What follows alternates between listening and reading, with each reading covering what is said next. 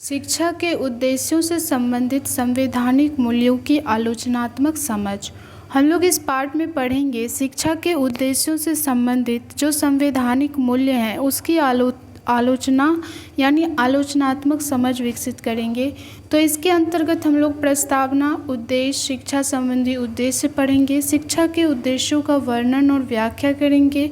शिक्षा के उद्देश्यों के संदर्भ में संवैधानिक मूल्यों की पहचान कर सकेंगे। उसके बाद शिक्षा के उद्देश्यों से संबंधित संविधान में दर्ज कुछ मूल्यों की सूची और संवैधानिक मूल्यों के परिप्रेक्ष्य में शिक्षा के उद्देश्यों का आलोचनात्मक विश्लेषण कर सकेंगे। फिर सारांश, शब्दावली और निबंधनात्मक प्रश्न करेंगे। तो सबसे पहले शिक्षा के उद्देश्यों से संबंधित संवैधानिक मूल्यों की जो आलोचनात्मक समझ है उसके अंतर्गत प्रस्तावना। इस इकाई का उद्देश्य भारत के संविधान में वर्णित उन मूल्यों के बारे में आलोचनात्मक समझ का विकास करना है जिनका संबंध शिक्षा के उद्देश्यों से है। इसके लिए सबसे पहले तो उन कुछ उद्देश्यों की पहचान करनी होगी जिन्हें शिक्षा के उद्देश्य कहा जा सकता है। हर देश की ज़रूरतों के अनुसार उस देश की शिक्षा के उद्देश्यों को सृजित किया जाता है। इस प्रकार उद्देश्य मानव द्वारा सृजित होते हैं। क्योंकि मानवों का एक समूह नहीं है, अनेक समूह होते हैं, इसलिए उनकी ज़रूरतों में भी अंतर होता है। एक ही समूह के भीतर अनेक समूह होते हैं और उनकी ज़रूरतें अलग अलग हो सकती है। सवाल यह उठता है कि किस समूह और उस समूह के भीतर किन व्यक्तियों की ज़रूरतों की पूर्ति के लिए शिक्षा का उपयोग किया जाएगा। भारत में शिक्षा के द्वारा किन मूल्यों का पोषण और संवर्धन किया जाएगा, उन मूल्यों के स्रोत कहाँ पर जाकर ढूंढे जाएं। और क्योंकि शिक्षा मानव निर्मित होती है, इस कारण से उसके अनेक उद्देश्य हो सकते हैं। उनमें से कौन से उद्देश्य भारत के लिए उपयुक्त होंगे, इस बात का फैसला इस बात से होगा कि वे भारत के संविधान के अनुकूल है या नहीं। तो ये तो प्रस्तावना थी। अब उद्देश्य है। इस इकाई के अध्ययन के पश्चात आप शिक्षा संबंधी उद्देश्यों को बता सकेंगे, शिक्षा के उद्देश्यों का वर्णन और उनकी व्याख्या कर सकेंगे, शिक्षा के उद्देश्यों के संदर्भ में संवैधानिक मूल्यों की पहचान कर सकेंगे और फिर संवैधानिक मूल्यों के परिप्रेक्ष्य में शिक्षा के उद्देश्यों का आलोचनात्मक विश्लेषण कर सकेंगे। अब चलिए शिक्षा संबंधी उद्देश्य के बारे में जानते हैं। शिक्षा मनुष्य द्वारा सृजित ऐसी संकल्पना है जिसको विभिन्न लोगों ने अपनी समझ के अनुसार परिभाषित करने का प्रयास किया है। नीचे शिक्षा के संबंध में कुछ लोगों के विचार दिए गए हैं। पहला है फ्रोवेल के अनुसार शिक्षा एक प्रक्रिया है जिसके द्वारा एक बालक अपनी शक्तियों का विकास करता है। ये फ्रोवेल साहब हैं। इन्होंने कहा है कि शिक्षा एक प्रक्रिया है, यानी एजुकेशन एक प्रोसेस है जिसके द्वारा एक बालक अपनी शक्तियों का विकास करता है। उसके बाद स्वामी विवेकानंद जी के अनुसार मनुष्य में अंतर्निहित पूर्णता को अभिव्यक्त करना ही शिक्षा है। फिर महात्मा गांधी जी के अनुसार कहा गया है कि शिक्षा से मेरा अभिप्राय बालक के शरीर, मस्तिष्क या आत्मा में विद्यमान श्रेष्ठ तत्वों के पूर्ण विकास से है। उसके बाद हर्बर्ट स्पेंसर साहब के अनुसार कहा गया है कि शिक्षा से तात्पर्य है अंतर्निहित शक्तियों तथा बाह्य जगत के मध्य समन्वय स्थापित करना। फिर फ्रेरे के अनुसार शिक्षा का काम मनुष्य और उनके समूहों में विवेकीकरण की प्रक्रिया को जगाना और तेज करना है।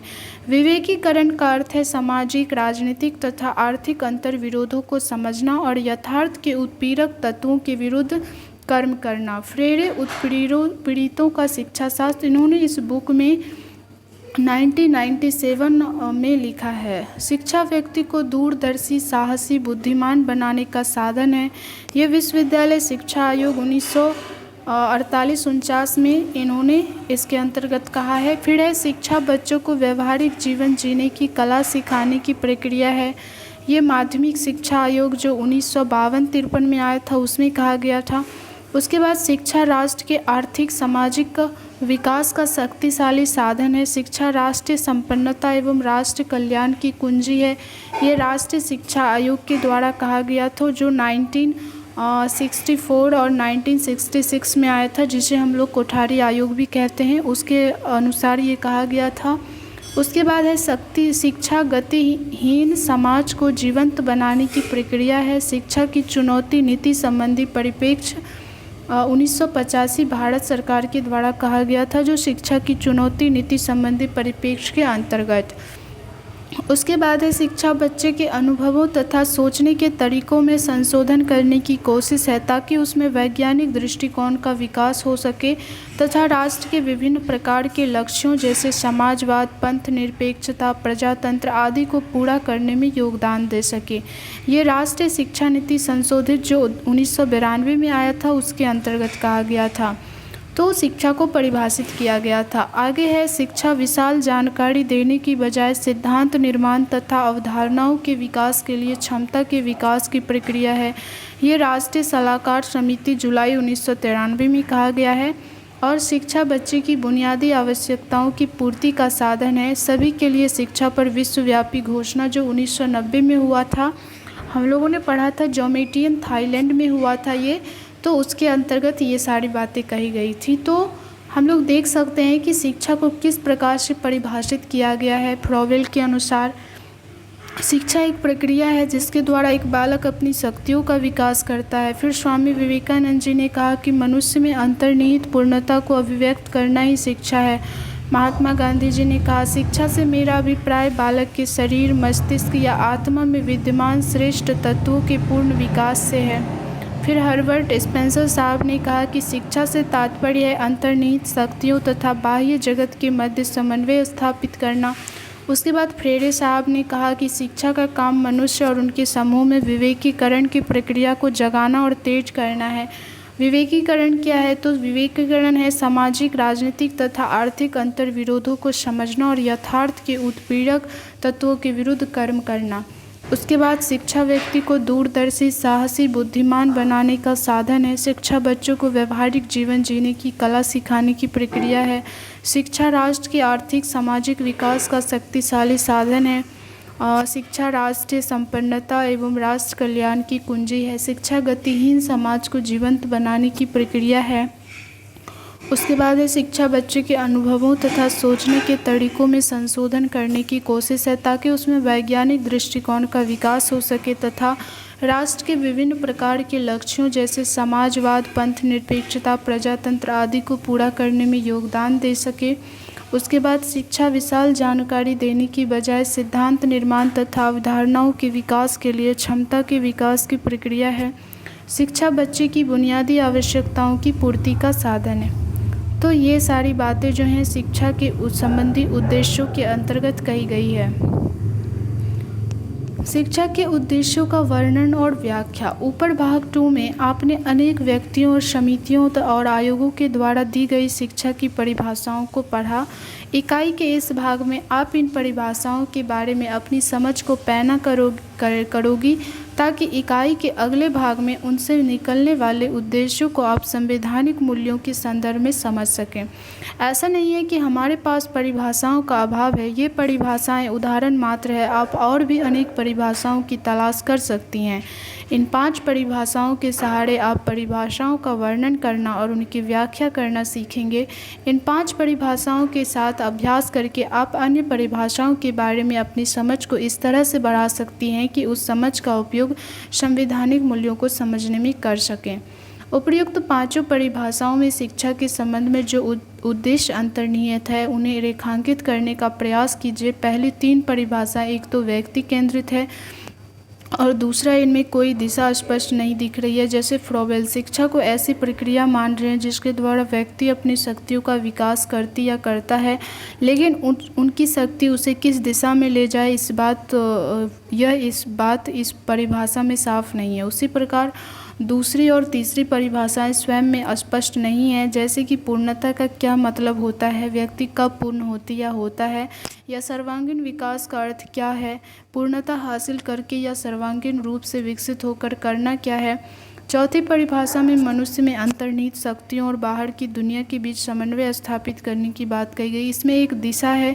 इसके अनुसार शिक्षा का काम मनुष्य को मस्तिष्क में उठने वाले विचारों और मन में उठने वाले भावों तथा दुनिया की कार्य व्यापारों के साथ तालमेल स्थापित करने में समर्थ बनाना है। इसके अनुसार शिक्षा मनुष्य को इस योग्य बनाए कि वह खुद का दूसरे लोगों तथा बाहर की परिस्थितियों के साथ तालमेल बैठा सके। लेकिन किन लोगों के साथ तालमेल बैठना है और किन से नहीं बैठाना है, इस संबंध में दिशा इस परिभाषा में नहीं है। उसके बाद 5वीं परिभाषा में शिक्षा का जो अर्थ बताया गया है कि वह है मनुष्य और उसके समूह में विवेकीकरण की प्रक्रिया को जगाना और तेज करना। इस परिभाषा में शिक्षा के केंद्र में मनुष्य के साथ ही उसके समूह भी शामिल है। साथ ही मनुष्य और उनके समूह में विवेकीकरण की प्रक्रिया को जगाना ही नहीं बल्कि उसके बढ़ाने की भी बात कही गई है। इस परिभाषा में विवेकीकरण को भी समझाया गया है। विवेकीकरण का अर्थ है सामाजिक, राजनीतिक तथा आर्थिक अंतर्विरोधों को, ये फ्रेरे साहब ने कहा था, आर्थिक अंतर्विरोधों को समझना और यथार्थ के उत्पीड़क तत्वों के विरुद्ध कर्म करना। इसमें स्पष्ट है कि शिक्षा का काम अंतर्विरोधों को समझने की क्षमता पैदा करना मात्र नहीं है बल्कि उस समझ का उपयोग उत्पीड़न करने वाले या वाली व्यक्तियों, संरचनाओं और समूहों के खिलाफ करने के तैयार करना है। इस परिभाषा में शिक्षा के उद्देश्य और शिक्षित व्यक्ति की जिम्मेदारी के संदर्भ में दिशा है। उपरोक्त चर्चा से यह समझ में आ जाना चाहिए कि विभिन्न परिभाषाओं में से शिक्षा के अलग अलग उद्देश्य निकलते हैं। अब सवाल यह उठता है कि शिक्षा के द्वारा शरीर, बुद्धि आदि का विकास करने के प्रस्तावों को संवैधानिक मूल्यों से संदर्भ में किस तरह से समझा जाए। शिक्षा के उद्देश्यों के संदर्भ में संवैधानिक मूल्यों की पहचान। आज़ाद भारत में शिक्षा के विभिन्न उद्देश्यों को परखने का परिप्रेक्ष्य भारत के संविधान ने उपलब्ध करवाया है। संविधान में निहित मूल्य शिक्षा को साधने और दिशा देने का परिप्रेक्ष्य प्रस्तुत करते हैं। मूल्यों की संख्या बहुत अधिक होती है। मूल्यों के स्रोत अनेक हो सकते हैं। किन स्रोतों से किन मूल्यों को लिया जाना है, इस बात की परख संविधान में दर्ज मूल्यों के आधार पर की जानी चाहिए। भारत के संविधान की उद्देशिका उन व्यापकतर मूल्यों को व्यक्त करती है जो भारतीय राज्य व्यवस्था और समाज का आधार है। उद्देशिका यानी प्रस्तावना के अतिरिक्त संविधान का खंड 3 जिसमें मौलिक अधिकार से संबंधित अनुच्छेद है, खंड 4 जिसमें राज्य की नीति निर्देशक तत्व दिए गए हैं, खंड 4 क जिसमें नागरिकों के मूल कर्तव्य दिए गए हैं, ऐसे मूल्यों की चर्चा करते हैं जिनका शिक्षा की रूपरेखा तैयार करने तथा उसके उद्देश्यों को दिशा देने में केंद्रीय भूमिका है। शिक्षा के उद्देश्यों से संबंधित संविधान में दर्ज कुछ मूल्यों की सूची जैसे लोकतांत्रिक सोच, पंथ निरपेक्षता की समझ, न्याय, स्वतंत्रता, समानता, व्यक्ति की गरिमा को महत्वपूर्ण मानना, ऐसी बंधुता का विकास करना जो राष्ट्र की एकता और अखंडता को सुनिश्चित करने वाली हो, विकास में कमजोर और पिछड़ों को प्राथमिकता देने के विचार को स्वीकार करना, सामाजिक अन्याय तथा शोषण के विभिन्न रूपों का विरोध करना, देश की भाषाओं, लिपियों तथा संस्कृतियों का सम्मान करना, संविधान और संवैधानिक संस्थाओं का आदर करना, राष्ट्रध्वज और राष्ट्रगान का आदर करना, वैज्ञानिक दृष्टिकोण का विकास करना, प्राकृतिक पर्यावरण का संरक्षण एवं संवर्धन करना, राष्ट्रीय संसाधनों का वितरण इस प्रकार करना जिससे सर्वोत्तम रूप में सार्वजनिक हित सदता हो। आगे है संवैधानिक मूल्यों के परिप्रेक्ष्य में शिक्षा के उद्देश्यों का आलोचनात्मक विश्लेषण। राष्ट्रीय शिक्षा नीति 1986 का पैरा 3.4 कहता है कि जिन सिद्धांतों पर राष्ट्रीय शिक्षा व्यवस्था की परिकल्पना की गई है वे हमारे संविधान में ही निहित है, यानी भारत में शिक्षा के तमाम उद्देश्यों को संवैधानिक होना होगा। जो उद्देश्य संविधान में दर्ज मूल्यों की कसौटी पर खरे न उतरे उन्हें नहीं अपनाया जा सकता, फिर चाहे उन उद्देश्यों की परंपरा कितनी ही पुरानी क्यों न हो।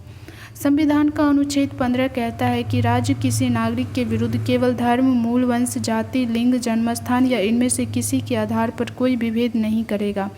इस अनुच्छेद से यह पता चलता है कि भारत में जिन भी लोगों ने या समूह ने शासन किया वे भेदभाव करते रहे हैं, क्योंकि भारत में भेदभाव का इतिहास बहुत पुराना और विस्तार बहुत ज़्यादा है। इसलिए संविधान में यह प्रावधान भी किया गया है कि जो भेदभाव के कारण सामाजिक और शैक्षणिक दृष्टि से पिछड़े रह गए हैं उन्हें आगे बढ़ने के विशेष अवसर दिए जा सकते हैं। भारत में शिक्षा के लिए जो उद्देश्य अपनाया जाए वह अनुच्छेद 15 के विभिन्न प्रावधानों के खिलाफ न हो, लेकिन बात यही नहीं रुकती कि शिक्षा के जरिए भेदभाव को न बढ़ाया जाए, बल्कि उद्देशिका से यह मूल्य निकलता है कि शिक्षा को सामाजिक अन्याय और असमानता के खिलाफ काम करने वाले और वाली नागरिक तैयार करने या करनी है। इसलिए शिक्षा का उद्देश्य भेदभाव करने वाला तो नहीं हो, लेकिन उसे भेदभाव करने की तरीकों, समूहों तथा संरचनाओं को समझने और उनके खिलाफ काम करने में सक्षम बनाने वाला होना चाहिए। मान लीजिए कि शिक्षा का उद्देश्य विद्यार्थियों का बौद्धिक विकास करना है, लेकिन उसकी बुद्धि किस दिशा में सोचेगी यह सवाल इसलिए उठाना जरूरी है क्योंकि भारत के सामाजिक सांस्कृतिक इतिहास में जिन भी लोगों या समूह ने भेदभाव को रचा वे भी बुद्धि वाले या वाली थी या थी।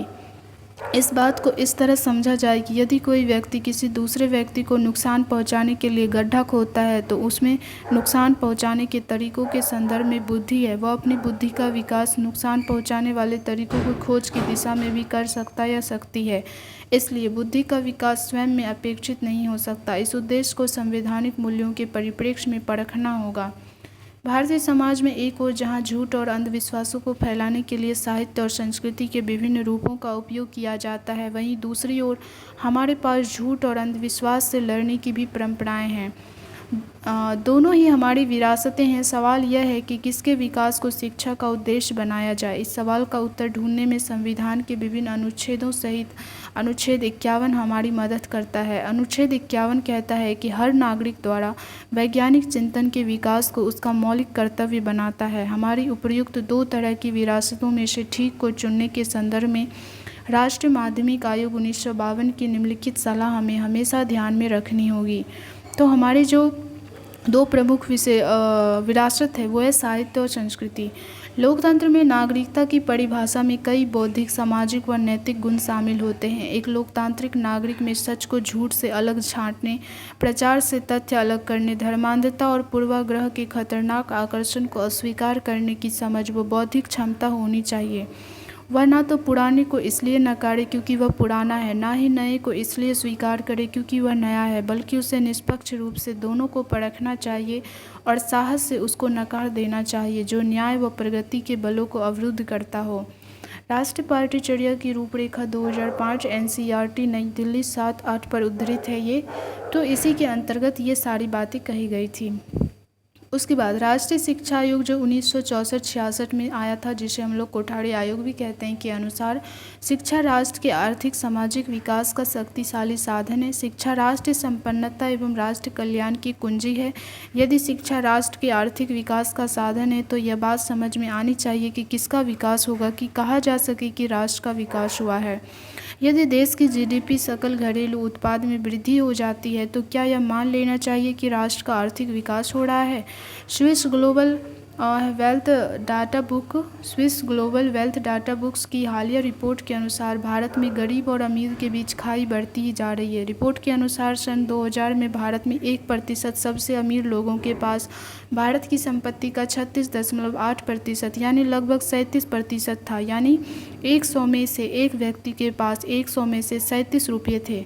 2010 में उस एक व्यक्ति के पास 100 में से 40 रुपये पहुँचा दिए। 2012 में उस एक के पास 49 रुपये पहुँचा दिए गए, जो कि 2015 में बढ़कर 53 और 2016 में बढ़कर 58.5 रुपये हो गए। भारत में सन 2000 में सबसे अमीर 1% के पास 37% पूंजी थी। 2015 में उनके पास 53% हो गई। 2016 में उन्हीं के पास 58.4% हो गई। वर्तमान में भारत के 90% लोगों के पास भारत की पूंजी का मात्र 19% है। रावत वीरेंद्र सिंह यूथ की आवाज़। तो ये जो है रावत साहब और वीरेंद्र साहब के सिंह जो हैं, इन्होंने यूथ की आवाज़ में इन बातों को स्पष्ट किया है। उसके बाद यदि भारत सकल घरेलू उत्पाद में बढ़ोतरी होती है तो क्या इतने भर से मान लेना चाहिए कि राष्ट्र का आर्थिक विकास हो गया है। संविधान की उद्देशिका में समानता और सामाजिक न्याय दो महत्वपूर्ण मूल्य दिए गए हैं। ऊपर दिए गए आंकड़ों पर एक बार फिर से नज़र डाली जाए तो समझ में आएगा कि शिक्षा के माध्यम से जिस आर्थिक उद्देश्यों की बात कही जा रही है वह तब तक अधूरी है जब तक कि वह संविधान के मूल्यों के अनुकूल ना हो। इसी संदर्भ में इस बात को भी समझना होगा कि जब यह कहा जा रहा है कि शिक्षा राष्ट्रीय संपन्नता एवं राष्ट्र कल्याण की कुंजी है, क्या शिक्षा के माध्यम से हम ऐसे प्रश्न उठा सकते हैं जिनके कल्याण में राष्ट्र का कल्याण देखा जाएगा। किनकी संपन्नता को राष्ट्रीय संपन्नता माना जाएगा। राष्ट्रीय शिक्षा नीति 1986 संशोधित 1992 में कहा गया है कि शिक्षा बच्चे के अनुभवों तथा सोचने के तरीकों में संशोधन करने की कोशिश है ताकि उसमें वैज्ञानिक दृष्टिकोण का विकास हो सके तथा राष्ट्र के विभिन्न प्रकार के लक्ष्यों जैसे समाजवाद, पंथ निरपेक्षता, प्रजातंत्र आदि को पूरा करने में योगदान दे सके। यह भारत की संसद द्वारा भारत में दी जाने वाली शिक्षा का घोषित उद्देश्य है। इसके अनुसार शिक्षा बच्चे और बच्चियों के सोचने के तरीकों में ऐसे संशोधन करने की कोशिश है ताकि वे उनमें वैज्ञानिक दृष्टिकोण का विकास कर सके।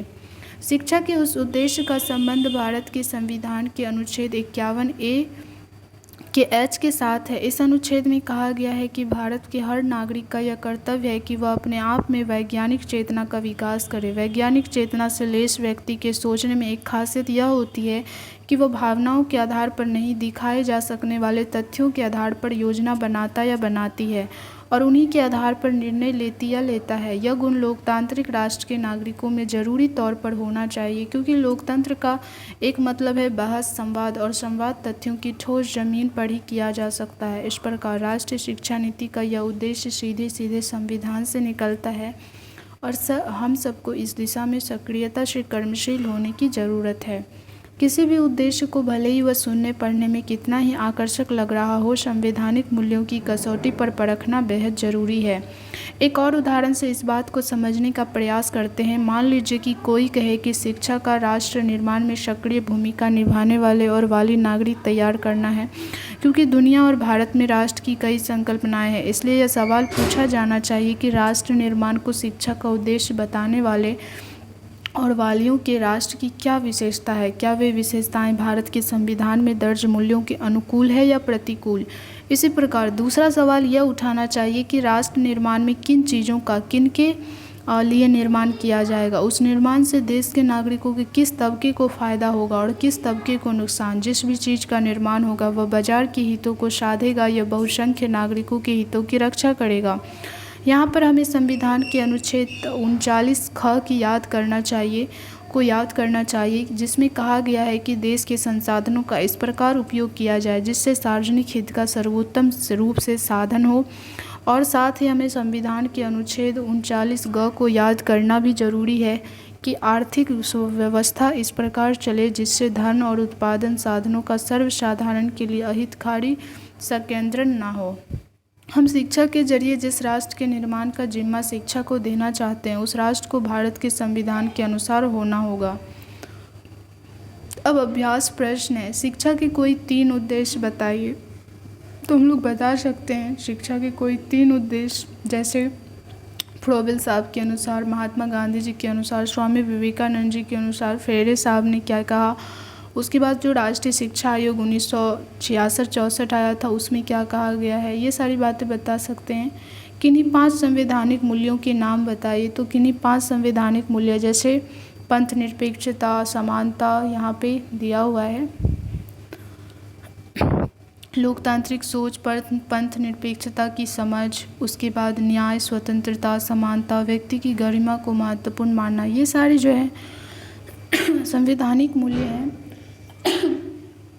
उसके बाद यहाँ पे और भी एक बात पूछी गई थी कि शिक्षा के उद्देश्य बताइए, शिक्षा संबंधी उद्देश्य। तो यहाँ से हम लोग बता सकते हैं शिक्षा एक प्रक्रिया है जिसके द्वारा एक बालक अपनी शक्तियों का विकास करता है। उसके बाद है मनुष्य में अंतर्निहित पूर्णता को अभिव्यक्त करना ही शिक्षा है, जो स्वामी विवेकानंद जी के द्वारा दिया गया था। उसके बाद महात्मा गांधी जी ने कहा क्या, शिक्षा से मेरा अभिप्राय बालक के शरीर, मस्तिष्क या आत्मा में विद्यमान श्रेष्ठ तत्वों के पूर्ण विकास से है। उसके बाद हर्बर्ट स्पेंसर साहब के द्वारा कहा गया, शिक्षा से तात्पर्य अंतर्निहित शक्तियों तथा बाह्य जगत के मध्य समन्वय स्थापित करना। तो ये 3 जो है उद्देश्य हम लोग बता सकते हैं। उसके बाद जो संवैधानिक मूल्य थे 3-4 यहाँ से बता सकते हैं, 5 संवैधानिक मूल्य यहाँ से भी बता सकते हैं। उसके बाद आगे क्वेश्चन है 3 नंबर में कहा गया है, संविधान का अनुच्छेद देश कहता है कि राज्य किसी नागरिक के विरुद्ध केवल धर्म, मूल वंश, जाति, लिंग, जन्मस्थान या इनमें से किसी के आधार पर कोई विभेद नहीं करेगा। तो ये संविधान का अनुच्छेद जो है 15 कहता है। चलिए दिखा भी देते हैं। 15 नंबर अनुच्छेद 15 में ये कहा गया है, देखिए यहाँ अनुच्छेद 15 के विभिन्न प्रावधानों के खिलाफ यहाँ अनुच्छेद 15 कहता है कि राज्य किसी नागरिक के विरुद्ध केवल धर्म, मूल वंश, जाति, लिंग, जन्मस्थान या इनमें से किसी के आधार पर कोई विभेद नहीं करेगा। तो ये अनुच्छेद 15 में कहा गया है। तो यहाँ पे हो जाएगा अनुच्छेद 15। उसके बाद 4th नंबर है, डैश के अनुसार शिक्षा से मेरा अभिप्राय बालक के शरीर, मस्तिष्क या आत्मा में विद्यमान श्रेष्ठ तत्वों के पूर्ण विकास से है। तो अभी हम लोगों ने पढ़ा, तो ये महात्मा जी के द्वारा कहा गया था। महात्मा गांधी जी के अनुसार ये बातें कही गई थी कि शिक्षा से मेरा अभिप्राय बालक के शरीर, मस्तिष्क तथा आत्मा के में विद्यमान श्रेष्ठ तत्वों के पूर्ण विकास से है। तो इन्होंने ऐसा कहा। तो यहाँ आंसर हो जाएगा महात्मा गांधी। उसके बाद 5 नंबर में कहा गया है माध्यमिक शिक्षा आयोग के अनुसार शिक्षा बच्चों को व्यवहारिक जीवन जीने की कला सिखाने की प्रक्रिया है। ये सत्य है असत्य? तो देख लेते हैं माध्यमिक शिक्षा आयोग के द्वारा क्या कहा गया था। तो यहाँ पे माध्यमिक शिक्षा आयोग के द्वारा कहा गया था माध्यमिक शिक्षा आयोग के द्वारा कहा गया था कि शिक्षा बच्चों को व्यवहारिक जीवन जीने की कला सिखाने की प्रक्रिया है। तो जो 1952-53 में कहा गया था, और ये माध्यमिक शिक्षा आयोग जो है 1952-53 में ही आया था।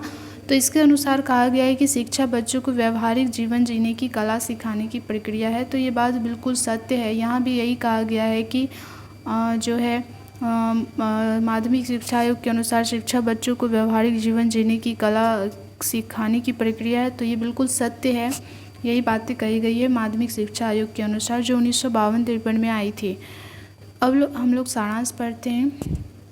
सारांश में कहा गया है शिक्षा के उद्देश्यों से संबंधित संवैधानिक मूल्यों की आलोचनात्मक समझ नाम की इस इकाई में से आपने यह पढ़ा कि शिक्षा के उद्देश्यों को चुनते समय इस बात का ध्यान रखा जाना चाहिए हमारी जिम्मेदारी है कि वे संवैधानिक मूल्यों के अनुकूल हो। आपने यह पढ़ा कि शिक्षा के उद्देश्य अनेक हो सकते हैं, उन उद्देश्यों के स्रोत अनेक हो सकते हैं, उन उद्देश्यों का इतिहास बहुत पुराना हो सकता है, लेकिन भारत में किसी स्तर की शिक्षा के लिए व्यवस्था करते समय हमें अनेक पुरानेपन को महत्व न देकर उनके संवैधानिक होने को महत्व को देना होगा। ये बातें बिल्कुल सही है। उसके बाद संविधान शब्दावली में संविधान को परिभाषित किया गया है। तो संविधान क्या है? किसी देश का संविधान उसकी राजनीतिक व्यवस्था का वह बुनियादी साँचा ढांचा या निर्धारित करता है जिसके अंतर्गत उसकी जनता शासित होती है। ये सुभाष कश्यप हमारा संविधान 1 में इन्होंने लिखा है कि संविधान क्या है। तो संविधान वह है, संविधान किसी देश का उसकी राजनीतिक व्यवस्था का वह बुनियादी साँचा ढांचा है जो यह निर्धारित करता है कि उसकी जनता कैसे शासित हो, यानी किस प्रकार से उस पर शासन किया जा सके या किस प्रकार से शासन स्थापित किया जा सके। इसी का साँचा ढांचा इसके अंतर्गत होता है। आगे अभ्यास प्रश्नों की उत्तर तो ये बातें हम लोग पढ़ चुके हैं। यहाँ पे देखिए कुछ अलग तरह से इनका उद्देश्य दिया गया है। ये स्वामी श्रद्धानंद जी के द्वारा दिया गया है। शिक्षा देश प्रेमी, चरित्रवान और विद्वान नवयुवक नवयुवती भी बनाने की प्रक्रिया है। ये स्वामी श्रद्धानंद जी ने कहा है। उसके बाद और एक परिभाषा है, जैसे शिक्षा का अर्थ है बच्चे को इस योग्य बना देना कि वह समझ सके कि सत्य क्या है और उसकी खोज कैसे की जाती है। तो ये रविंद्रनाथ टैगोर जी के द्वारा कहा गया था। उसके बाद शिक्षा व्यक्ति की उन सभी भीतरी शक्तियों का विकास है जिससे वह अपने वातावरण पर नियंत्रण रखकर अपने उत्तरदायित्वों का निर्वाह कर सके। तो ये सारी जो शिक्षा के उद्देश्य हैं बहुत ही महत्वपूर्ण है। बाकी हम लोगों ने जो पार्ट में था उसको ही परिभाषित किया और उसी को शिक्षा के उद्देश्य के अंतर्गत बताया। आगे संदर्भ ग्रंथ सूची है, उसके बाद हम लोग निबंधनात्मक प्रश्न कर लेते हैं। तो सबसे पहला प्रश्न है, आपने अपने द्वारा पढ़े गए शैक्षिक उद्देश्यों का संवैधानिक मूल्यों के परिप्रेक्ष्य में आलोचनात्मक विश्लेषण कीजिए।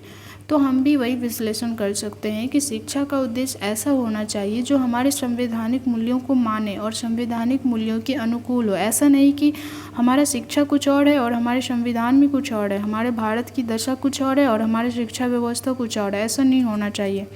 शिक्षा जो है संवैधानिक मूल्यों के अनुकूल ही होना चाहिए। तो इस तरह से हम भी अपनी परिभाषाएं देकर और विभिन्न विद्वानों की परिभाषाएं देकर उनका विश्लेषण कर सकते हैं या आलोचनात्मक जो है विचार व्यक्त कर सकते हैं, अपने शब्दों में लिख सकते हैं। बाकी तो पाठ में दिया हुआ ही है कि मान चलिए स्वामी विवेकानंद जी ने या फ्रोवेल साहब ने कहा है। चलिए देखते हैं क्या कहा है। इन्होंने कहा है कि जो है शिक्षा एक प्रक्रिया है जिसके द्वारा बालक अपनी शक्तियों का विकास करता है। तो शिक्षा एक प्रक्रिया है जिसके द्वारा बालक अपनी शक्तियों का विकास करता है। तो वो किस प्रकार की शक्तियों का विकास करता है या करती है, इसके बारे में हम लोग बता सकते हैं। क्या ये शक्ति हमारे संवैधानिक मूल्यों के अनुकूल है या नहीं। उसके बाद हर्बर्ट स्पेंसर साहब के द्वारा कहा गया है कि शिक्षा से तात्पर्य अंतर्निहित शक्तियों तथा बाह्य जगत के मध्य समन्वय स्थापित करना। तो ये कुछ हद तक सही है। उसके बाद शिक्षा से मेरा अभिप्राय बालक के शरीर, मस्तिष्क या आत्मा में विद्यमान श्रेष्ठ तत्वों के पूर्ण विकास से हो। तो वो कौन सी श्रेष्ठ तत्व है, इसके बारे में भी तो विचार व्यक्त कर सकते हैं ना।